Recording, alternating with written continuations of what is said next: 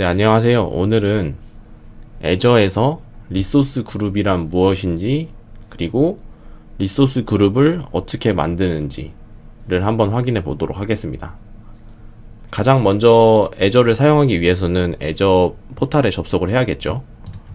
애저 포탈에 접속을 하기 위해서 주소창에 portal.azure.com으로 접속을 하겠습니다. 여기서 사용하는 이메일 같은 경우에는 기존에 갖고 계시는 마이크로소프트 계정을 사용하시면 되겠습니다.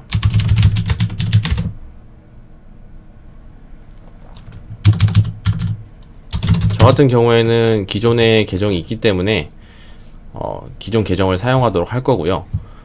지금 해야 되는 로그인 하시는 계정 같은 경우에는 무료 체험판 이제 계정이나 혹은 만약에 기존에 구독을 갖고 계시는 경우에도 그 계정으로 로그인을 하셔서 사용을 하시면 되겠습니다. 그리고 먼저 접속을 하셔서 확인을 하셔야 될 게 우측 상단에 보시면은 만약에 샌드박스를 지금 진행을 하다가 오셨으면은 우측 상단에 이런 표시가 아니라 샌드박스라고 표시가 되어 있는 경우가 있는데 이 버튼을 누르셔서 확인을 하실 수도 있어요. 누르시면은 이 디렉토리가 이제 샌드박스로 되어 있으면 안 됩니다. 왜냐면은 샌드박스는 그 과정에 맞는 샌드박스 진행들을 해줘야 되기 때문에 저희가 진행하는 내용과는 조금 별개의 내용이기 때문에 진행이 안 되실 가능성이 되게 높고요. 그래서 제가 말씀드리는 거는 무료 체험 계정이나 아니면은 이제 기존 구독을 갖고 계신 계정으로 로그인을 하시면 되겠습니다. 네, 그러면 일단 리소스 그룹을 만드는 방법을 먼저 볼 건데요. 크게 세 가지 정도로 일단 말씀을 드릴 수가 있는데, 가장 먼저 지금 이쪽 버튼을 보시면 이거를 클릭을 하시게 되면 네, 애저 클라우드 셀 가장 첫 번째 방법인데요. 애저 클라우드 셀을 통해서 이 스토리지를 만들고 이제 코드를 입력하면서 리소스 그룹을 추가하는 방법이 있고요. 두 번째 방법으로는 이제 윈도우 파워셀을 통해서 또 리소스 그룹을 생성하는 코드를 입력을 해서 파워셀을 통해서 만들 수가 있고요. 그리고 마지막으로는 지금 이 포탈, 이 화면에 보시는 포탈로 리소스 그룹을 생성하실 수 있겠습니다. 그러면 저희는 그 중에서도 애저 포탈로 이제 리소스 그룹을 한번 만들어 보도록 하겠습니다. 가장 먼저 화면에 보이시는 리소스 그룹이 나올 수도 있고요. 혹은 그게 안 보이시면 좌측에 리소스 그룹이 있을 수도 있고요. 만약에 그것도 안 보이시면 여기에 리소스 그룹이라고 검색을 하시게 되면 여기도 나오게 되고요. 혹은 이 좌측에 리소스 만들기를 통해서 리소스 그룹이라고 검색을 하시게 되면 네, 여기 상단에 보시는 리소스 그룹이 표시가 되죠. 요걸 눌러서 만드실 수도 있습니다. 네, 저희는 여기로 들어왔으니까 일단 만들기로 해서 진행을 하도록 하겠습니다. 일단 리소스 그룹을 만들기 전에 간단하게 이제 설명을 드리자면, 애저에 이제 로그인하는 계정이 있고요. 그 계정에는 이제 여러 개의 구독을 가질 수가 있죠. 여러 개의 구독을 가질 수 있는데, 저희가 비유를 하나 드리자면 하나의 건물로 이제 생각을 하시면 될 것 같은데, 하나의 계정을 이제 하나의 건물로 생각을 하고 각 층은 구독이라고 생각하시면 될 것 같습니다.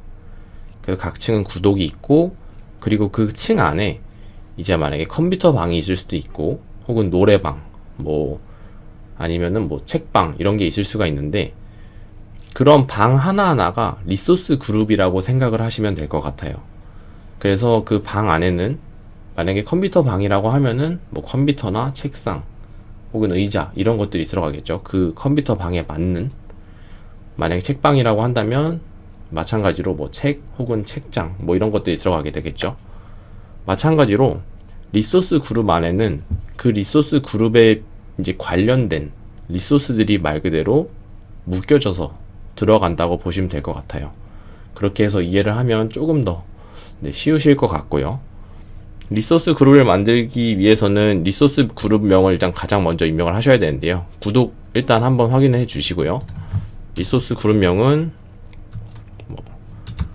샘플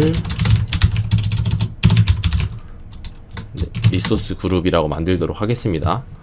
지역 같은 경우에는 한국, 중부로 설정을 해주시고요. 다음 태그를 누르시면, 태그 같은 경우에는 이제 설명을 드리자면 일종의 말 그대로 태그를 넣는 건데요. 여기 뭐 예를 들어서 뭐 클라우드 팀에 뭐 애저 뭐 데이터베이스 부서 뭐 이런 식으로 태그를 지정해서 각 부서별로 변경을 하실 수도 있고요. 그래서 태그를 구분해서 리소스 그룹들을 조금 더 상세하게, 안에 있는 리소스들을 조금 더 세분화해서 관리를 할 수 있겠죠. 하지만 여기서는 일단 태그를 넣지 않고 진행을 하겠습니다.